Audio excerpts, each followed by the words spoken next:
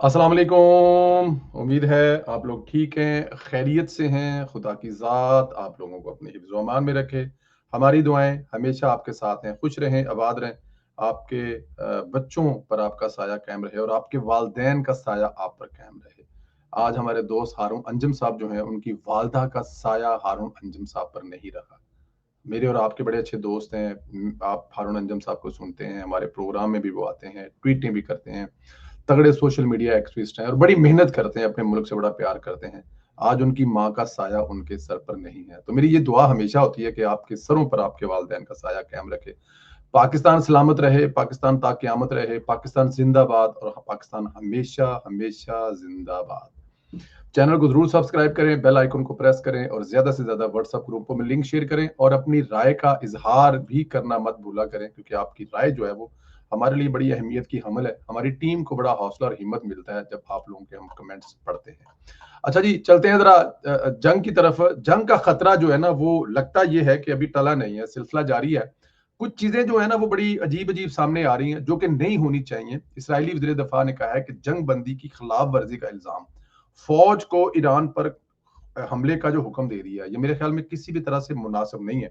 अगर फर्ज किया है कि जंग बंदी की खिलाफ वर्जी हुई है, तो आप उन ग्रांटेड के पास चले जाएं। यहाँ पे सदर ट्रंप इसमें ग्रांटेड है, इसमें यूरोपियन यूनियन के मुल्क कुछ ग्रांटेड हैं, इसमें कतर से लेके यू के ममालिक ग्रांटेड हैं। बल्कि आप अपनी फौज को हुक्म दे रहे हैं, तो फिर तो लड़ाई आप नहीं खत्म करना चाह रहे कि अगर ये किसी जगह पे हुआ है तो। इसराइल ने ईरान पर सीज फायर की खिलाफ वर्जी का इल्जाम आयद किया है और इसराइली मीडिया के मुताबिक जंग बंदी नफाज के चंद घंटों के बाद ईरान की जानब से इसराइल पर हमला किया गया। ताहम मिसाइल को इसराइली दफाई निजाम ने मार गिराया है। इसराइल फौज का कहना है कि ईरान की जानब से मिसाइल दागे जाने के बाद अवाम को अगले नोटिस तक महफूज मकामात तक जाने के लिए कह दिया गया, जबकि दफाई निजाम से निपटने के लिए फाल है। इसराइली वज़ीर दिफा ने भी ईरान पर सीज फायर की खिलाफ वर्जी का इल्जाम आयद करते हुए फौज को ईरान पर हमले का हुक्म जारी कर दिया। दूसरी जानब ईरानी खबर एजेंसी का कहना है कि ईरान ने जंग बंदी की खिलाफ वर्जी के इसराइली दावे की तरदीद करते हुए कहा है कि जंग बंदी नाफिज होने के बाद इसराइल पर मिसाइल के हमले की खबर बिल्कुल झूठी है। मुझे लगता यह है कि इसराइली वज़ीर दफा जो है ना, वो भी पाकिस्तान सोशल मीडिया का जिसे कहते हैं ना कि सोशल मीडिया फॉलो करते हैं और उनको कहीं से कोई पुरानी वीडियो जो है वो किसी ने देख ली है कि ईरान ने हमला कर दिया है और उन्होंने कहा जी हमला कर दिया। यार वज़ीर दफा को खुदा का खौफ करो, देखो तो सही कि ईरान क्यों हमला करेगा जब जंग बंदी हो गई है। ईरान को हमला करना क्यों सूट करता है जब पूरी दुनिया हालांकि ईरान के खिलाफ एक रिएक्शन आने के बारे में सोचा जा रहा था कतर वाले हमले के बाद, वहां पर जो अमेरिकी फौज की बेस पर किया गया, लेकिन उसके बाद ट्रंप की तरफ से या ताकतवर तरीन मुल्क उसके सदर की तरफ से कहा गया कि अब गल खत्म हो गई है, तो ईरान ऐसा क्यों करेगा।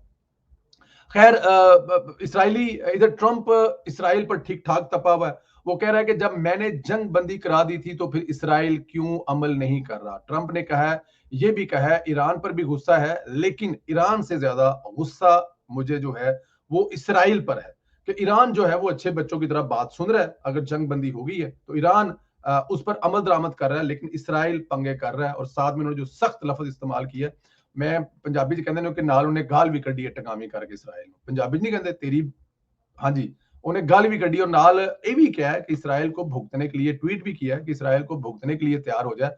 अगर इसराइल ने अब किसी किस्म का कोई पंगा किया, अब इसराइल ने अगर किसी किस्म की कोई हरकत की, तो फिर इसराइल भी उसको भुगतने के लिए तैयार हो जाए। तो मेरे ख्याल में ये बड़ी अच्छी बात है कि ट्रंप दिल करे थे फौजा जी ने वो मतलब इसराइल दे चाड़ दे। इसराइल की हरकतें ऐसी हैं, इसराइल ने मुड़ना कोई नहीं है, क्योंकि इसराइल के दिल की भड़ास निकली नहीं है और हिंदुस्तान जो है वो इसराइल को गर्म करता रहेगा ताकि इस खिते में कोई ऐसी जंग हो जिसमें हिंदुस्तान अपना दाल लगा ले।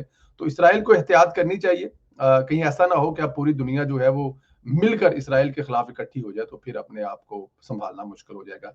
अच्छा जी, लाहौर हाई कोर्ट ने बानी पीटीआई की 9 मई के 8 मुकदमात में जमानत की दरखास्तों पर फैसला महफूज सुना दिया।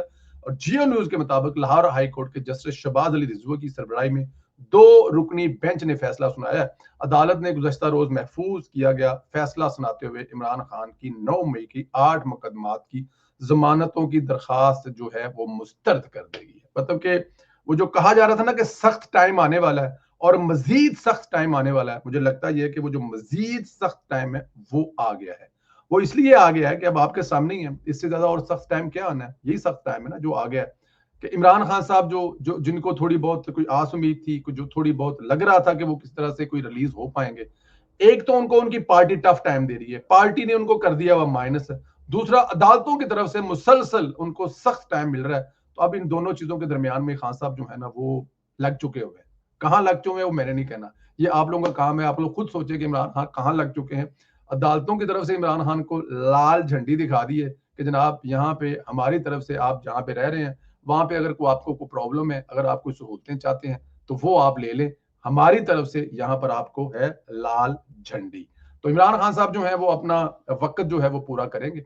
उनका जो 14 साल का है अब उनकी हरकतों से, और ये देखें इसमें कसूर किसी का भी नहीं है, उनकी पार्टी का मैं कसूर इसलिए नहीं गिनता कि पार्टी एक जमहूरी पार्टी अगर है तो वो जमहूरियत के जरिए आपका केस लड़ सकती है, बात कर सकती है, डिप्लोमेसी कर सकती है, बैकडोर राब्ते करके आपके लिए रहमवार पैदा कर सकती है। लेकिन आपका ट्विटर हैंडल, आपकी जुबान जो है वो आपकी सबसे बड़ी दुश्मन है। हमेशा जो मरवाया है तो वो इमरान खान की अपनी जुबान, इमरान खान की बहनों की जुबान, और सोशल मीडिया पे उनके जो यूट्यूबर हैं जो उनके लिए लगता तो इमरान खान को ये कि वो उनके लिए आवाज उठा रहे हैं, हालांकि वो उनके लिए आवाज नहीं उठा रहे होते। अब देखें ना, जिन अदालतों के जजों ने इमरान खान की जमानतें मुस्तरद की हैं उनके बारे में जो जो कहा जा रहा होगा वो आपको भी पता है और मुझे भी पता है, इस वक्त सोशल मीडिया पर जाकर देखें। तो ये वो दुश्मन है जो इमरान खान साहब के हैं, जो इमरान खान को सुकून से नहीं जीने दे रहे। खान साहब की बहनों ने जनाब एतराफ कर लिया कि खान साहब जो है वो माइनस हो गए हैं। साबिक वज़ीर आज़म इमरान खान की बहन अलीमा खान ने कहा कि मेरा ख्याल है इमरान खान माइनस हो गया। ये कब कहा है जनाब? ये कहा है अदालत से वो बाहर निकली हैं या भाई को मिलकर बाहर निकली हैं या मिलने गई, तो सहाफ़ी ने पूछा है कि जी कहा जा रहा है कि इमरान खान को माइनस कर दिया गया है। उन्होंने कहा जी हमें भी यही लग रहा है कि इमरान खान माइनस हो गए हैं। अडयाला जेल के बाहर मीडिया से गुफ्तगू करते हुए सहाफ़ियों से सवाल किया था कि क्या इमरान खान माइनस हो चुका है? तो उन्होंने कहा जनाब मेरी, इमरान खान ने कहा था कि मेरी मंजूरी होगी तो आपने आगे जाना है, लेकिन उनकी बात नहीं मानी गई, तो इस पे लगता ये है कि इमरान खान साहब वाकई ही माइनस हो गए हैं। सहाफी ने एक और सवाल किया कि केपीके के अरकान असम्बली कहते हैं कि अली अमीन गंडापुर बहुत ताकतवर है, हम इसको ना नहीं कह सकते। तो इस पर अलीमा खान साहबा ने फरमाया बोझ नहीं उठा सकते एमपीए तो फिर अपने घरों को चले जाएं, क्योंकि वो इमरान खान के नाम पर वोट लेकर आए हैं। ये वोट अली अमीन गंडापुर का नहीं है बल्कि इमरान खान का है। ख्याल रहे कि खैबर पख्तूनख्वा ने असम्बली ने वज़ीर आला गंडापुर की बानी पीटीआई से मुलाकात के बगैर ही बजट मंजूर कर लिया। नए माली साल के लिए सूबाई बजट की मंजूरी गुज़श्ता शब दी गई थी। बजट की मंजूरी से पहले तकरीर में अली अमीन गंडापुर ने कहा था कि बानी पीटीआई से जब भी मुलाकात हुई इनका जो ये जो बजट जो हमने पास किया है, खान साहब की हदायत के मुताबिक हम लोग इसको काट छांट लेंगे, ਇਹਦੇ ਵਿੱਚੋਂ ਜਿਹੜੀਆਂ ਜਿਹੜੀਆਂ ਖਾਨ ਸਾਹਿਬ ਕੱਢ ਦੇਾਂਗੇ ਤੇ ਜਿਹੜੀਆਂ ਚੀਜ਼ਾਂ ਕਹਿਣਗੇ ਵਿੱਚ ਪਾ ਦੇਾਂਗੇ। अंदाजा करें जरा क्या करे अली मीन गंडापुर यार, उसने सूबे के अवाम को देखना है या इमरान खान की जिद को देखना है? इमरान खान हर उस जगह पे जिद करता है जहां पर इस मुल्क के अवाम का फायदा हो, वो जंग हो, वो अमन हो, वो बजट हो, वो अपोजिशन का कोई इजलास हो, वो सिर्फ दरमियान में ब्लैकमेल करने के लिए चीजें अंदर डालता है, उसको इस बात से कोई फर्क नहीं पड़ता। अब देखे ना कि जंग के दिनों में अलीमा खान साहब से सवाल किया गया तो उन्होंने कहा जी हमें केड़ी जंग, सानू किसी जंग की फिक्र है, सानू सिर्फ इमरान खान की फिक्र है। तो इसी तरह इमरान खान को भी अपनी फिक्र है, अपनी जोजा हयात की फिक्र है, अल्लाह उनको जिंदगी सेहत दे। इसके अलावा इमरान खान साहब को न पाकिस्तानी अवाम की जरूरत है, न बजट की जरूरत है, न किसी और चीज की जरूरत है। दौलत में इजाफा होते रहे, बादशाह सलामत को सहूलतें अंदर मिलती रहे और वो टैके से बाहर आए और आकर बताएं देखे जी मैं तो सिस्टम को शिकस्त दे के बाहर आ गया हूं। अल्लाह करे, अच्छी बात है अगर वो ऐसा कर लेते हैं, बर्दाश्त कर रहे हैं वो जेल, इसमें कोई शक नहीं है। लेकिन इस मुल्क में यही रवायत रही है और दुनिया भर में। अब देखें सदर ट्रंप ने बातचीत के जरिए ही जंग रोकी है ना, असले के जरिए तो जंग लगी रहेगी। तो खान साहब अगर अपना असला इस्तेमाल करना बंद करेंगे, मैं जुबान के असले की बात कर रहा हूं, तो तभी जाके बात बनेगी और बहनें भी बेचारी क्या करें। खैर जी, इधर जो ईरान ने दोस्त ममालिक के साथ किया है इस पर इनका रिएक्शन आ गया। दोहा, कतरी वज़ीर आज़म मोहम्मद बिन अब्दुर्रहमान ने कहा है कि ईरान के हमले पर हमें हैरत हुई थी, ये हमले दोनों ममालिक के तलकात पर असर डालेंगे। दोहा में लबनानी वज़ीर-ए-आज़म के साथ मुश्तरका प्रेस कॉन्फ्रेंस करते हुए कतरी वज़ीर ने कहा कि कतर की रियासत पर हमला नाकाबिले कबूल सफारती अदाब की खिलाफ वर्जी है। ईरान के हमले पर हमें हैरत हुई, कल जो हुआ वो कतरी अवाम के लिए धचका था, इस हमले की मजम्मत करते हैं। उन्होंने कहा कि ईरान के हमले कतर ईरान के तलकात पर असर डालेंगे, मगर उम्मीद है कि हमसायगी पर मबनी तलकात को नुकसान नहीं पहुंचेगा। कतरी वज़ीर आज़म ने मजीद कहा कि ईरानी हमलों के दफा में कतरी फौज के किरदार को सराहते हैं। हमारी अफवाज कतर की खुद मुख्तारी की हिफाजत करती है। कतरी एयर डिफेंस ने कामयाबी से ईरानी हसला नाकाम बनाया। मोहम्मद बिन अब्दुर्रहमान का कहना था कि कतर ने खित्ते में बढ़ती कशीदगी को खत्म करने के लिए किरदार अदा किया है। ईरान इसराइल जंग बंदी के माहदे पर इतफाक किया गया।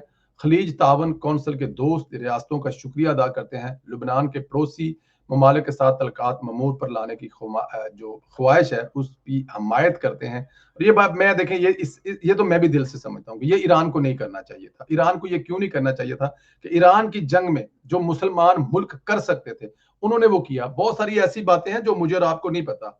ये जो इतना हिम्मत और इतना हौसला है ना, ईरानी अवाम या ईरानी फौज में अकेली नहीं थी, पीछे से बहुत कुछ उनको हेल्प आउट किया गया। बहुत सारी चीजें जो है वो बताई जा सकती हैं, जिस तरह मतलब सलामती कौंसिल के इजलास में जाना, पाकिस्तान, रूस और चाइना गए। बहुत सारी जगहों पे जो पाकिस्तान ने आवाज उठाई या बहुत सारे दूसरे मुल्कों ने आवाज उठाई, ये सब कुछ किया गया। लेकिन ईरान की हुकूमत की तरफ से जो किया गया है, मेरे ख्याल में कतर वाले मामले में ये मुनासिब नहीं था। इस बात पे तो मैं भी इत्तेफाक करता हूँ। गुजारिश है कि आप लोग खुश रहें, आबाद रहें। मेरी दरमियान में एक कॉल आ गई, मैं वो जरा ले लूँ। सलामत रहें, अपनी राय का इजहार करें, चैनल को ज्यादा से ज्यादा सब्सक्राइब करें और बेल आइकन को प्रेस करें। मेरे बड़े प्यारे भाई हैं इख्तियार वली, उनकी कॉल आई है तो मुझे उठानी है। Thank you.